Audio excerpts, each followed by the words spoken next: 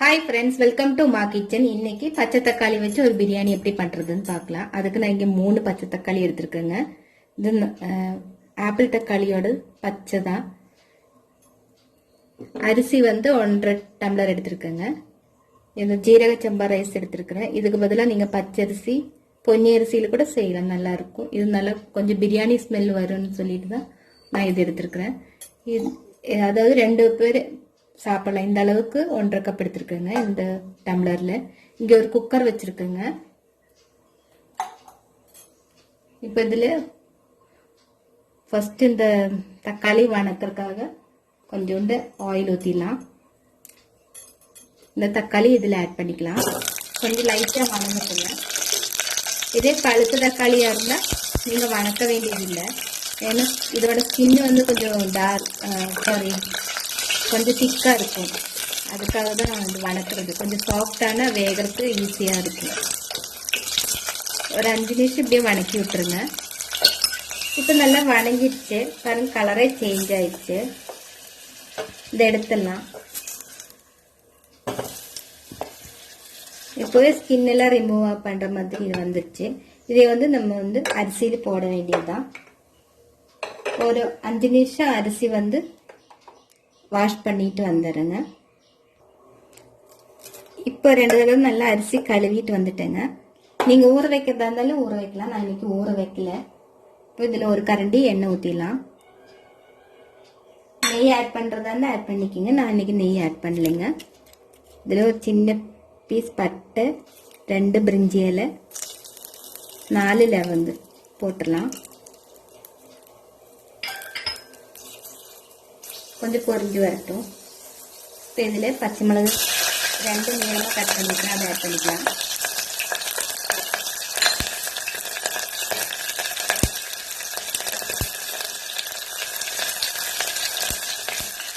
கொஞ்சம் மல்லித்தலை ஆட் பண்ணிக்கலாம்.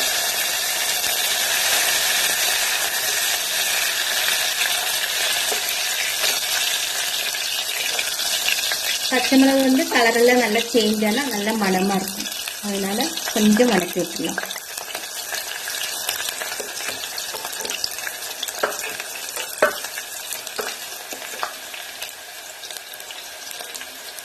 இப்போ ஒரு டேபிள் ஸ்பூன் அளவு இஞ்சி பூண்டு ஆட் பண்ணிக்கலாம். அதோட பச்சை ஸ்மெல் போகட்டுங்க.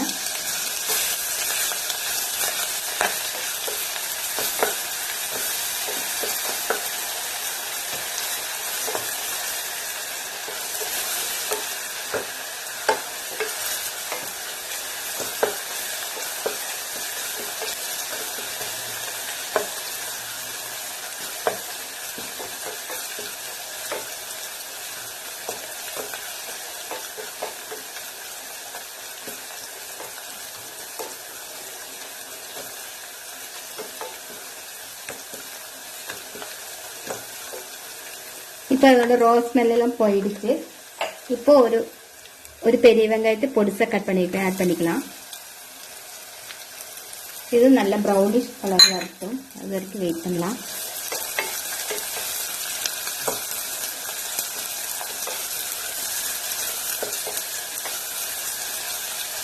இது வணங்குறதுக்குள்ள என்னோட சேனல் புதுசா பாக்குறவங்களா இருந்தா மறக்காம சப்ஸ்கிரைப் பண்ணுங்க.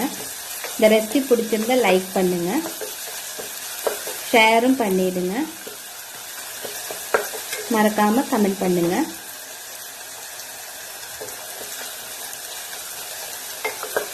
கொஞ்சம் கோல்டன் ப்ரௌன் ஆகட்டுங்க. நாட்டு தக்காளியா இருந்தா நீங்க பெருசு ஒன்று போட்டாலே போதும். இது ஆப்பிள் தக்காளிங்காட்டி புளிப்பு இருக்காது, ஆனா டேஸ்ட் நல்லா இருக்கும். கொஞ்சம் டிஃப்ரெண்டா இருக்கும்.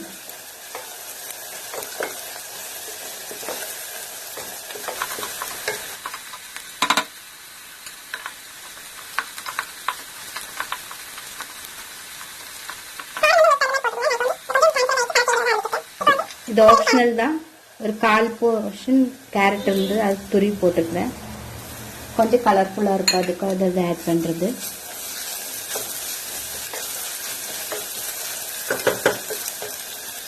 இப்போ இதுல 1/4 டீஸ்பூன் மஞ்சள் தூளுங்க.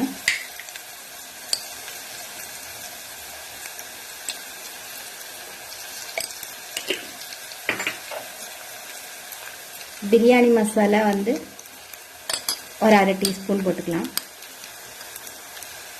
இந்த சக்தி பிரியாணி மசாலா தான், நல்ல மணமாக இருக்கும். கரம் மசாலா ஒரு 1/4 டீஸ்பூன்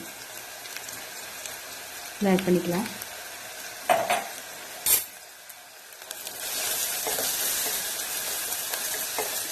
அடுப்பு கொஞ்சம் ஸ்லிம்மில் வச்சுடுங்க, ஏன்னா அந்த பவுடர் போட்டதெல்லாம் தீஞ்சு போயிடும். அதோட ரா ஸ்மெல்.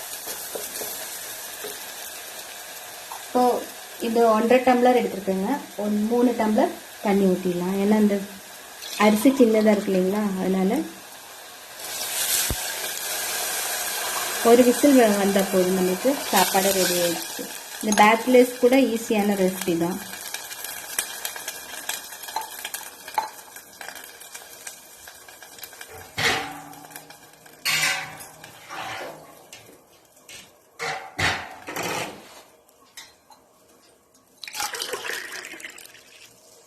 தண்ணி நல்லா கொதிக்கட்டுங்க, வெயிட் பண்ணலாம்.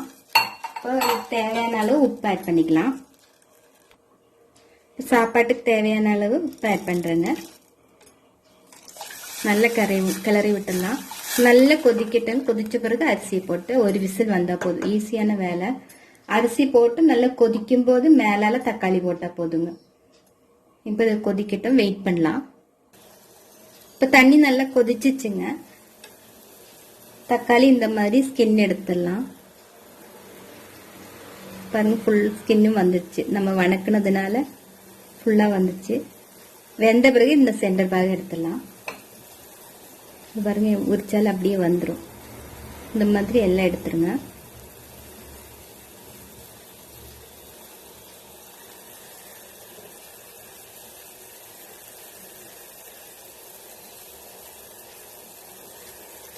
அரிசி ஆட் பண்ணிக்கலாம்.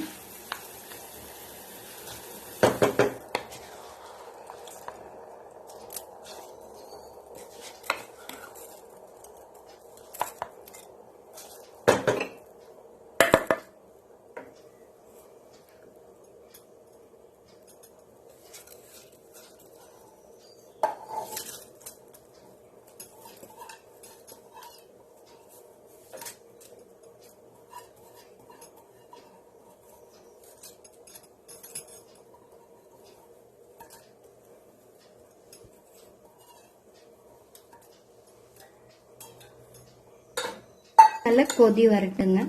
வந்த பிறகு தக்காளி ஆட் பண்ணிக்கலாம். வெயிட் பண்ணலாம். நல்லா கொதிச்சிச்சுங்க. தக்காளி இதில் ஆட் பண்ணிக்கலாம்.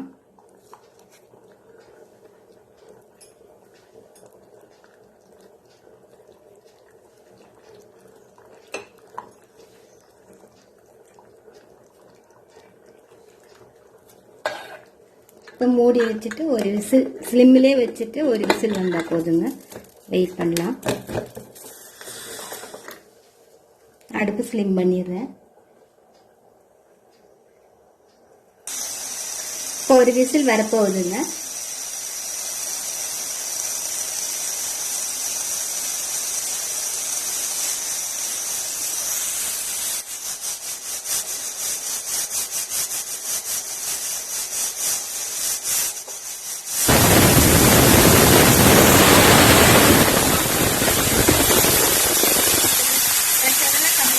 சர்வ் பண்ணிட்டு உங்களுக்கு காமிக்கிறேங்க. இப்போ பச்சை தக்காளி பிரியாணி ரெடி ஆயிடுச்சு. ப்ரெஷர் எல்லாம் போயிடுச்சு. திறந்து பார்க்கலாம்.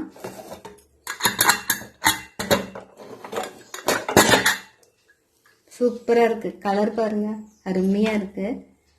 நல்ல மணமா இருக்குங்க. எல்லாரும் செஞ்சு பார்த்துட்டு உங்க கமெண்ட்ஸ் எனக்கு மறக்காம சொல்லுங்க. இங்க பாருங்க, பச்சை தக்காளி பாருங்க. இது நம்ம கொஞ்சம் ஆறுனதையும் உடைச்சி விட்டோம்னா இதுல கரைஞ்சிடும். இப்பவே வேண்டாம், ஏன்னா சாப்பாடு உடஞ்சிடும். பாருங்க, நல்லா வெந்திருக்கு. இப்படி இருக்கட்டும். நல்லா கிளறி விட்டுட்டு சர்வ் பண்ணும்போது உங்களுக்கு காமிக்கிறேன். இப்போ நாங்கள் வந்து தக்காளி பிரியாணி ரெடி ஆயிடுச்சு, சர்வ் பண்ணியாச்சு. பாருங்க, இதுதான் பச்சை தக்காளி. பாருங்க, நல்லா உடஞ்சி நல்லா வெந்து வந்திருக்கு. ரொம்ப டேஸ்டாக இருக்கும். சாதா பிரியாணி பண்ணுற மாதிரி தான், கொஞ்சம் டிஃப்ரெண்டாக இருக்கும். எல்லாரும் செஞ்சு பாருங்கள். நான் இது வந்து புதினா வச்சு டெக்கரேஷன் பண்ணுறேன். பார்க்குறதுக்கு டெம்ப்டிங்காக இருக்கும்.